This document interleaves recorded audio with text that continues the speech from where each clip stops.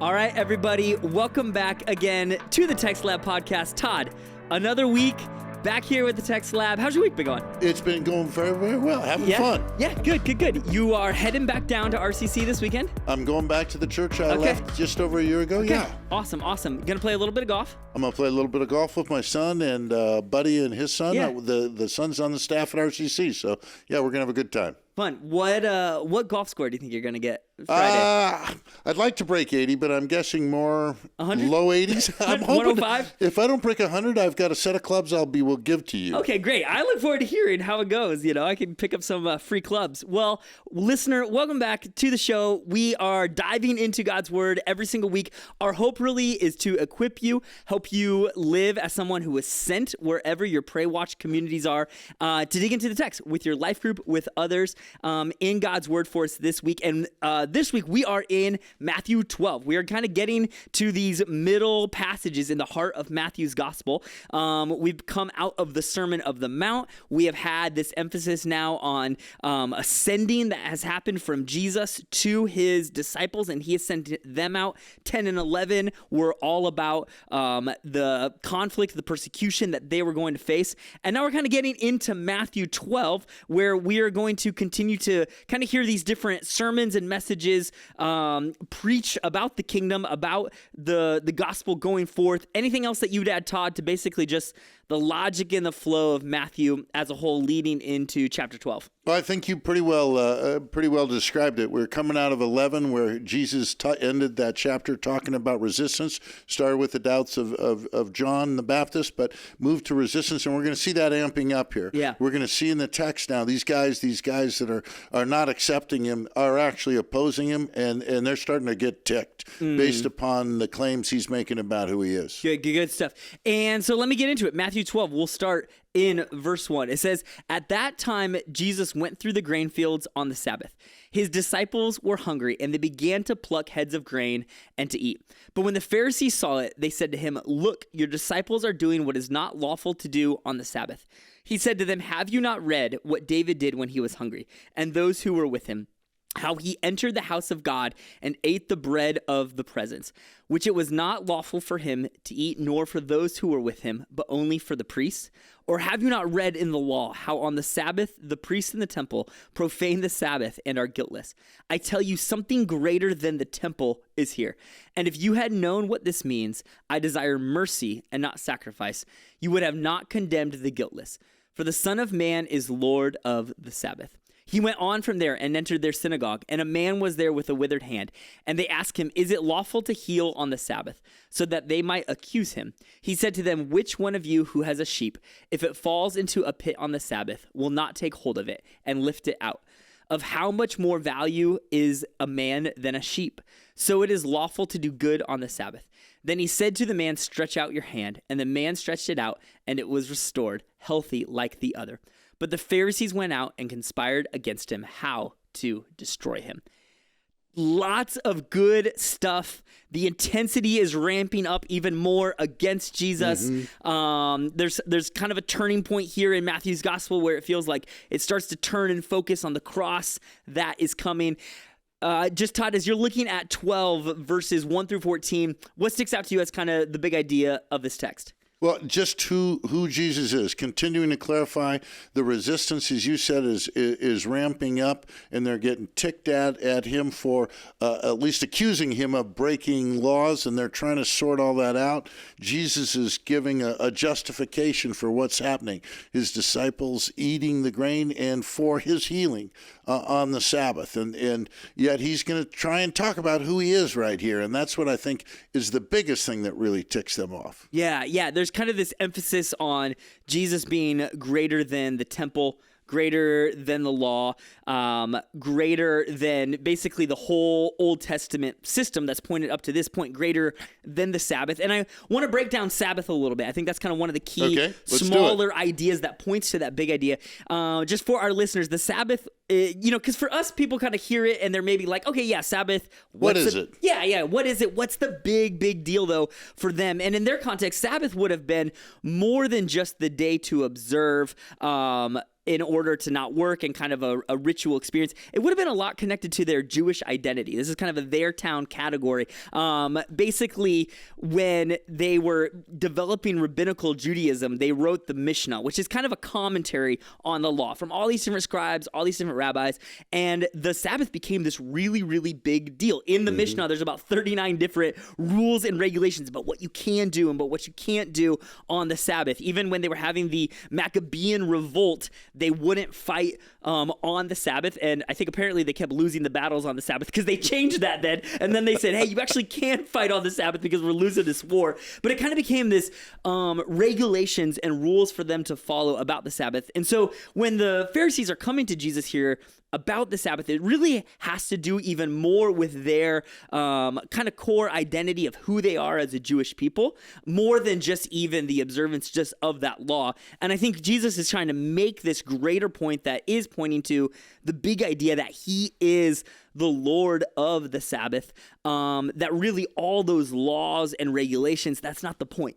That's not the point of what the Sabbath was all about. The point of the Sabbath was actually a gift from God that ultimately pointed to him as the coming authority, that he was the king. Anything else that you would add to that, maybe even just from their town sense of how their ideas of Sabbath would have contributed to them being really concerned about the Pharisees plucking and eating grain on the Sabbath? Well, I think you described it. I mean, Jesus is actually responding. You talked about the Mishnah, you got the Talmud, you got these commentaries, you got these rules, these oral traditions that these guys, the religious leaders, have added to the Old Testament. Yeah. And that's part of what we're trying to navigate through here is he's responding to their view, their identity, their abuse, right, of the system and of the Old Testament Sabbath. I mean, I go back to what the Sabbath was. It was a day of rest. It was a day to express your trust in God. Only work 6 days and trust God and recuperate, meditate, sit in his presence. Yeah. That was the intent and the design that God had given a Sabbath. And these guys had added all these rules, and they took that day, which was really to be a day of rest, and they tried to make all these rules about it, where through keeping those rules about the Sabbath, they were actually justifying themselves. Yeah. It's nuts. Now, if I can tell about, to some degree, I think I grew up in a home where a little bit of that took place. My folks wanted us as kids to honor the Sabbath. Yeah. We couldn't play with friends. We couldn't get a job, and we couldn't watch TV, except for one exception, which, if you knew my dad may say, unless it was sports. That was the exception on the Sabbath. So I hated the Sabbath. I hated Sundays because I couldn't do what I enjoyed and go have fun. I appreciate my folks' intent, but to some degree, I actually think they were doing a little bit what the Pharisees were doing. Instead of making it a day of rest and enjoyment in God's presence, they made it about following these rules, and rules that were not beneficial for me. And so it became something that ended up kind of missing the point of what it was all about. It became about the rules and regulations. What was Sabbath's about? And that's where Jesus is pulling this apart and trying to justify in the text, as you walk through what the narrative, trying to describe again why what the disciples are doing and what he's doing with the withered hand is okay. Yeah, and he goes to 1 Samuel 21:6, just kind of as you're walking through this, either studying this text on your own. Here's a hyperlink back to David in 1 Samuel where he goes and basically it says that he's hungry. There's a kind of a cool repetition here that Matthew does where he talks about the disciples were hungry.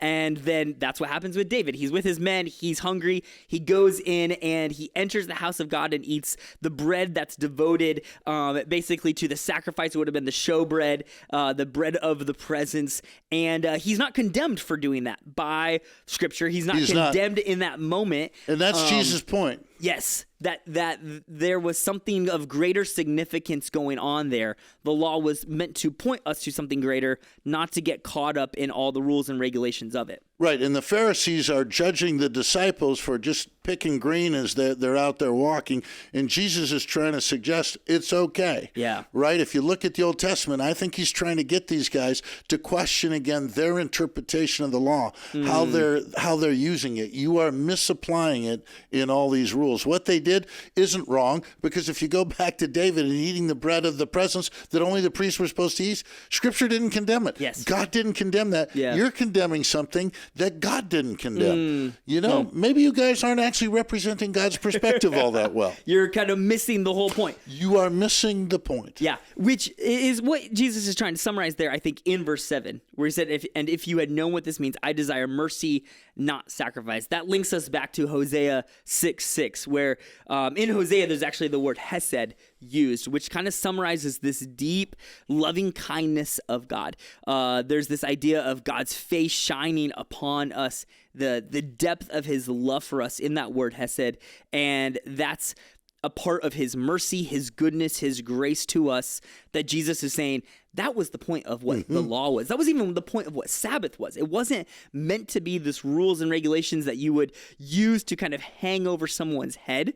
It was meant to be this gift that the point of the Sabbath was actually to bring you into contact with Yahweh, to recognize his grace, to recognize that he is ruler over all things, that you can trust in him, you can ultimately rest in him, is I think that point that he's trying to make there. And this passage comes right after the invitation to come and rest from last week that Jesus had. And so it's really kind of building on that idea of coming and find rest in Jesus as the Lord of the Sabbath. It's a perfect illustration of what we dealt with last week, where they're coming from a place where they're heavy and they're burdened. And it was because these guys were putting all these rules on them. So he moved from David, and then he moved to the priests. Yes. And he says, hey, they're guiltless because they have exceptions, but they're actually doing work on the Sabbath day. And again, the point there was you got somebody greater in your midst than the priests, somebody greater than David. You got somebody greater than the temple. I mean, it's actually the guy that created the law. Right. It's the guy that wrote it. And he's trying to help them. You got to love this. He's trying to help them see you're not interpreting it very well. And why can he interpret very accurately? He's the guy that wrote it. We talk about author's intent. The guy that wrote it knows exactly what it means and how it ought to be applied. He's right there. He is the whole point of the whole law, the whole system, the whole temple, which Matthew reiterates here in 9 verse 14. So he kind of shifts the narrative then to this next part that happens right after they go into their synagogue, which is kind of an interesting emphasis from Matthew. And there's a man with a withered hand. I think there's even an emphasis on this man was probably, you could think about their context of, he was probably somebody that was poor. Everybody worked with their hands in that context. This man has a withered hand, and they ask him, is it lawful to heal on the Sabbath? It feels like they're setting Jesus up for a trap here. They're trying to find evidence against him that they might accuse him. And he kind of puts it back on them. He says, which one of you, if you had a sheep, if it falls into a pit on the Sabbath, will not take hold of it? And this, again, gets kind of into the Mishnah and the law that they, and kind of commentary that they wrote on the law. They had all these technical ways where if the sheep would fall into a pit, you could kind of put some different planks of wood out for the sheep to walk out, but you weren't even actually supposed to go in and get it. Don't you love it? On the hole. Yep. These guys are creative. They're very creative. And so they've created all of this. You were supposed to just hope that the sheep would walk out of the pit. And Jesus is even just saying, look, if the sheep falls into the pit, I know that you're going to go in and get it yourself. How much more for a value is a man than a sheep? He's kind of just building on this idea of, again, I desire mercy and not sacrifice. It's lawful to do good on the Sabbath. I'm the whole point. And then Jesus goes on to heal him. What do you think Matthew even is hoping that his listeners will capture from even this story of the man with the withered hand being healed? What do you think he's even hoping they gain from that, Matthew's audience, his author's intent here? Obviously, the big idea is that they'd see Jesus as the Messiah, and that they'd see that now that the kingdom has been initiated by this Jesus Messiah, it's living in different ways. And so we got the Old Testament laws and the way they were intended still to be an expression of faith, but we're dealing here with these guys that have twisted it and made it this self-righteous thing.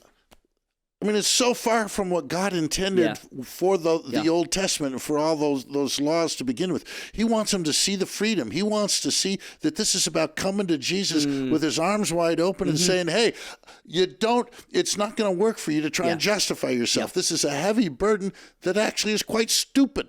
That's not who I am. I am the Messiah. I am, again, the Lord of the Sabbath. I'm the guy that created the Sabbath. I'm the guy that created the law. I am the guy. So come to me and relax. Quit trying to justify yourself. Stop it. Yeah, and you see this contrast between the reaction of the religious leaders, the Pharisees, responding with this basically hate towards Jesus in light of this healing that has just occurred, and kind of the contrast there. I think it's this point that Matthew is making, where everyone is forced to respond to Jesus in one way or other. There's no neutrality in this. Everyone's forced to reckon with who is Jesus. You got it. Is he Lord? Is he just a prophet? Is he someone that's trying to actually deceive people and lead people astray? And I think that's an implication that Matthew's trying to help his readers understand, of like, you need to respond to Jesus. Look how the Pharisees responded. They missed the mercy. They missed the gift of the law. They made it about the rules and regulations of the Sabbath, rather than recognizing that man was not made for the Sabbath, but Sabbath for man, and the value of this man with a withered hand. That they would respond and recognizing that Jesus is the Messiah. I think that hits us even today in our own life. Thinking about our town and some applications here, we too are forced to kind of come to this place, every single person, and wrestle with, who is Jesus? Is he going to be Lord? Am I going to respond in awe and worship to his healing, or will I respond like the Pharisees with this rejection of him? A passage like this almost leads you to this place of worship. I think not to miss for our life group leaders and just those studying the text, these are these clear claims from Jesus that he is Lord. There's Son of Man used in verse 8, which is a reference back to Daniel, his healing on the Sabbath, the emphasis that he's Lord over the Sabbath. Jesus is making divinity claims here of divine authority that he has. And it can lead us to a beautiful place of worship when and that's what's ticking these guys off. Yeah. You know, they don't like his work on the Sabbath, but it is those claims of being the Lord of the Sabbath. They're not misunderstanding him here. No, they are not. They're getting what he's saying. Yep. And so I think there's a part where this even hits me on just a Wednesday of, okay, how am I going to respond to Jesus' claims of authority? Will I move off the throne of my heart? Will I recognize who he is as Lord? And will I respond in worship? When you do that, that starts to change everything about how you live, everything about how you think about your life. And am I going to treasure him and follow him? Yep. Other application on that, maybe even on some of the obligation versus joy that we see here in this passage. Anything that hits you from that angle for just even an application coming out of this Sure, text? there's all kinds of, when I was older, I grew up with what I would call a fair bit of legalism. It feels like we've moved from that in the last few decades. There's not much legalism out there unless it's informally and still a sense of duty. We don't have the rules, right? I grew up, you didn't smoke, you didn't drink, you had all these things you just could not do if you treasured Christ. I remember seeing a guy smoking on the front steps of church one day, and I'm probably in about 5th, 6th grade, and I just go, oh man, that is a bad man, right? And all that stuff. So we've moved through that, though, to still, I think, not quite embracing Jesus and realize we follow him joyfully. He gives us these commands because they're for our good. And I think I've shared it maybe even here before, but I hear what people say. Most stories I've heard 2-3 times. Well, I'm old. I don't remember saying them. They're fresh to me every time. But people talking about, I wish I was a better Christian. And I'm not sure always what they mean. It feels like to me often they mean I need to perform. They may not be formal, written, legalistic rules, but I still need to, certain things I just need to do. I'm not really motivated to do them, but I have to do them to somehow please God through that behavior. Yeah. I think you're totally right, especially kind of identifying where there's less of like a collective legalism that might happen in the church in today's world as much, where I grew up in a similar context where it felt like, man, we got to get dressed up for church. You got to go. You got to look good on the outside. As long as nobody knew about how much you were fighting in the car on the way to church. Perfect. Make sure that you got to put yourself together for that church Sunday morning. But now there's a little bit of, I think, still a personal legalism that most people have, where they still kind of carry the schema where it's like, I need to check this box. I need to give this certain amount. Got to make sure I go to church twice a month or 3 times a month to check that box and get that done. And I think even that is missing the joy that Jesus is talking about here in this passage, especially in verse 7, almost as a summary statement of, I desire mercy and not sacrifice. It is the loving kindness of God that leads us to repentance. It is his loving kindness that saves us. And then from that place, we live out following him, out of a response to what he has done, that your whole life starts to be colored by a life of joy and response and gratefulness and filling with his love. That changes everything then about how you go about it, rather than just kind of a moralism that's trying to check the box, a legalism that is trying to put a heavy load on people or on ourselves. And so I think there's a real invitation into joy in this passage. Always. For us, always Yes. an invitation, but an emphasis in it.